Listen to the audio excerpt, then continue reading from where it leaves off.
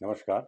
मेधक astro channel पे मेधक परिवार and संस्कार में आप सबका बहुत बहुत स्वागत है। आशा करता हूँ कि पंचांग का सफर आपको जीवन में कोई मीनिंगफुल तत्व की ओर ले जा रहा होगा। यही जीवन का सत्य है और यही जीवन जीने का श्रेष्ठ मार्ग है। पंचांग को अपना गुरु मानते हुए सूर्य और चंद्र की सत्ता को स्वीकार करते हुए अपने जीवन को आगे बढ़ाना। ज्योतिषम प्रत्यक्षम शास्त्रम सूर्य चंद्र साक्षिणों। दिन 10 मई 2026 रविवार। क्योंकि संडे के दिन व्यूअरशिप कम होती है तो मैं आज एक आपको बहुत अच्छी बात बताऊंगा और ये इतनी इंपॉर्टेंट बात होगी जो लोग ज्योतिष थोड़ा बहुत जानते हैं उनके कुंडली को समझने के नजरिए में मैं दावा करता हूं कि आज का वीडियो सुनने के बाद एक अमूल चूल सोच में परिवर्तन आएगा। चलिए शुरू करते हैं। पहले पंचांग का प्रोटोकॉल। तिथि श्री मापनोति। तिथि है अष्टमी तिथि। अष्टमी तिथि मंगल के अनुसार फल देती है। जया तिथि है। जया तिथि मंगल के अनुसार फल देती है और इसका कारकत्व बुध के अनुसार होता है। अष्टमी तिथि पे मंगल और मिथुन और कन्या दोनों राशियां दग्ध हो जाती हैं और दोनों ही राशियों का के स्वामी बुध इसके रिजल्ट प्लैनेट। आप सोचिए, मिथुन और कन्या दग्ध हो गई, उसमें कोई वक्री ग्रह नहीं है और उसका जो मिथुन और कन्या के स्वामी है वही अष्टमी के कारक ग्रह है। इसका मतलब इससे ये तो समझ में आता है कि आज बुध रिलेटेड इंटेलिजेंट हैंडलिंग करनी पड़ेगी सिचुएशन को। सोच कुछ रहे होंगे, बोल कुछ और देंगे। कम्युनिकेशन जा रहा होगा, डिस्कशन किसी तरफ मुड़ जाएगा, किसी और तरफ। कंफ्यूजन की स्थिति आज प्रतीत होती है क्योंकि ये तिथि भी कोई विशेष योग नहीं बना रही है। संडे के दिन वाराधायुष्वर्धनम वार है रविवार। रविवार के दिन विशाखा में, अनुराधा में, ज्येष्ठा में कोई प्लैनेट हो तो ज्येष्ठा में भी नहीं है, अनुराधा में भी नहीं है और विशाखा में भी नहीं है। तो आपको जन्मस्थ योग आपको देखने पड़ेंगे। जन्म के समय आपकी कुंडली में हस्त में, मूल में, तीनों उत्तरा में, पुष्य में, अश्विनी में कोई प्लैनेट है कि नहीं है। अब आप देखिए, धनिष्ठा नक्षत्र है। धनिष्ठा मंगल, अष्टमी मंगल, ब्रह्म योग मंगल, करण कौलव मंगल। ऐसा क्या लगता है आपको? ऐसा ये लगता है कि मंगल की आज बड़ी प्रधानता है। तो जब हम पंचांग देखने वाले बच्चे हैं अगर मेधा एस्ट्रो में, तो हम देखेंगे मंगल में ऐसी क्या खास बात। तो आपको ये दिखाई पड़ेगा कि मंगल आज के बाद कल मतलब सोमवार को दिन में 1-2 बजे के आसपास राशि परिवर्तन कर रहे हैं और मंगल जा रहे हैं अश्विनी नक्षत्र। मंगल अश्विनी में वैसे ही सर्वार सिद्धि। तो जितने भी दिन अश्विनी में रहेंगे आप अगले कुछ दिनों तक बल्ले बल्ले समझिए। मंगलवार का दिन हो, जब जब अश्विनी जागृत हो जाए। अब अश्विनी कब कब जागृत होगा? मंगलवार को सर्वार सिद्धि बनाएगा, अश्विनी बनाएगा गुरुवार को, अश्विनी बनाएगा शुक्रवार को, अश्विनी बनाएगा रविवार को। तो कल के बाद जब तक मंगल अश्विनी में हैं 10-15 दिन, 20 दिन, रविवार, मंगलवार, गुरुवार और शुक्रवार को तो शुभ कर ही देंगे। इन वारों में हमारे भगवान घोड़ा हो जाएंगे, देवताओं के डॉक्टर। अश्विनी हीलिंग का है। इसका मतलब ऐसा समझ में आता है कि आने वाले समय में हीलिंग के लिए, अपनी बीमारियों को दूर करने के लिए एक अच्छा समय मंगल देवता देना चाह रहे हैं। अब उसका मूर्ति निर्णय हम लोग कल करेंगे। जब राशि परिवर्तन होना होगा उसी दिन चंद्रमा जिस राशि में है उसके अनुसार देखा जाएगा। नक्षत्रात हरते पापम नक्षत्र है धनिष्ठा। धनिष्ठा नक्षत्र हरिहर, हरि भी है, हर भी है, शिव भी है, विष्णु भी है। विष्णु सहस्त्र नाम सुनना चाहिए, शिव सहस्त्र नाम सुनना चाहिए।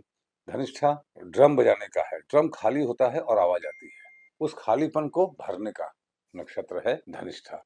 अपने जीवन में आप ये देखिए खालीपन कहाँ है या कहाँ पे आप मेरिट नहीं है और फिर भी आप दावा कर रहे हैं कॉम्पिटेंट होने का। उन जगहों पे मेरिट डेवलप करने का प्रयास कीजिए, ठीक है ना। ये आज के दिन का संकेत है।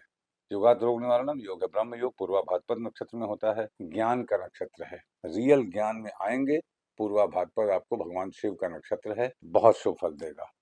कर्णाकार सिद्धिश्य, कर्ण है कौलव करण।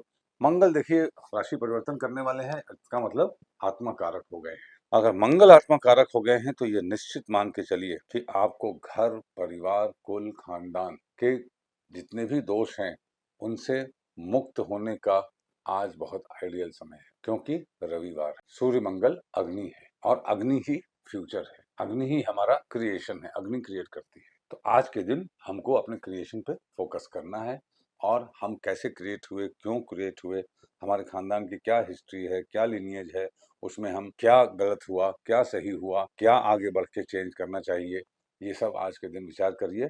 आपको निश्चित रूप से भगवान से संदेश मिलेगा। चंद्रमा कुंभ राशि में है। कुंभ राशि स्थिर राशि है। स्थिर राशि से नवम भाव बाधक होता है। नवम भाव तुला राशि है। तुला के स्वामी शुक्र हैं जो कि वृषभ राशि में है। क्या इनका कुंभ के स्वामी शनिदेव से संबंध है? नहीं है। शनि देख रहे हैं शुक्र को, शुक्र नहीं देख रहे हैं शनि को, इसलिए कोई संबंध नहीं है। आज के दिन में कोई बाधक नहीं है। अब आरूढ़ भाव समझा जाए। राशि तो मुझे बताना बाकी है अभी। आप तो आरूढ़ भाव कैसे जानेंगे? कुंभ राशि में चंद्र है, कुंभ के स्वामी शनि वहां से दूसरे हैं, तो मीन से दूसरा भाव मेष है, तो चंद्रमा मेष राशि जहां कुंडली में आपके है वहां पे बैठा हुआ समझिए उस भाव का फल देंगे और रिजल्ट मिलेगा जहां पे वर्तमान में कुंभ राशि है। ठीक है, इस प्रकार से धीरे धीरे धीरे धीरे खरावा खरावा अपनी कुंडली को, अपने पंचांग को, दिन भर की दिनचर्या को समझने का प्रयास कीजिए। मैं आपके साथ हूँ। अब आपको जो इम्पोर्टेंट बात, चूंकि संडे को व्यूअरशिप कम होती है तो व्यूअरशिप बढ़ाने का एक आपको सूत्र देता हूँ। व्यूअरशिप बढ़ाने का नहीं, मतलब एक सूत्र अच्छा है। देखिए, ज्योतिष सब लोग पढ़ते हैं, एक बात समझिए, केंद्र में अगर क्रूर राशि कोई भी है, जैसे मकर लग्न है और क्रूर राशि है मेष, 4 कैंसर, कर्क स्वामी चंद्र शुभ है, तुला शुभ है शुक्र, मकर शनि। तो अगर केंद्र में जो राशि है उसका स्वामी अगर केंद्र में उच्च का है तो बहुत अच्छा फल देगा। अगर 6, 8, 12 में उच्च का है तो बहुत खराब रिजल्ट देगा। अगर शुभ ग्रह तुला और कर्क जैसे है मकर में स्ट्रांग है तो बहुत खराब रिजल्ट, वीक है बहुत अच्छा रिजल्ट। 6, 8, 12 में अगर ये ग्रह स्ट्रांग है तो बहुत अच्छा रिजल्ट, अगर वीक है तो बहुत खराब रिजल्ट। फिर से याद कर लीजिए, याद करने का तरीका, केंद्र में क्रूर ग्रह की राशि और उसका स्वामी अगर केंद्र में ही है तो बहुत अच्छा फल देगा। इसका मतलब पूर्व जन्मों से आपके पास पुण्य संचय बहुत है। और यही अगर इन भावों में चले गए 6, 8, 12 में तो बहुत खराब रिजल्ट। इसी का ठीक उल्टा शुभ ग्रहों में है। आप किसी भी लग्न में देख लीजिए, फॉर एग्जाम्पल मान लीजिए कोई भी लग्न कह लीजिए, तुला कह लीजिए, तुला में केंद्र यही हो गया, वो तो सेम ही हो गया। तो इस तरीके से आप चार्ट बना लीजिए किस लग्न में कौन सा ग्रह उच्च का है तो खराब रिजल्ट देगा। जैसे फॉर एग्जाम्पल सिंह लग्न है, अब सिंह लग्न में 5, 6, 7, 8 मंगल कारक भी है, ठीक है, और केंद्र के वृश्चिक राशि के स्वामी हैं। यही मंगल अगर केंद्र में ही है, सिंह में है तो बहुत अच्छा रिजल्ट, वृश्चिक में है तो बहुत अच्छा रिजल्ट, कुंभ में है तो बहुत अच्छा रिजल्ट, और वृषभ में है तो बहुत अच्छा रिजल्ट। मगर अब ये मंगल अगर उच्च के हो गए छठे, मतलब सिंह से छठे, 1, 2, 3, 4, 5, 6, तो दशा अंतर दशा में आपको आंसू करवा देंगे। उच्च का प्लेनेट अभिशाप है ऐसी जगहों पे। इसको प्रैक्टिस कीजिए आप लोग। संडे का दिन है, घर से बाहर निकलने से पहले पान खा कर निकलिए। आपका दिन शुभ हो। Thank you very much.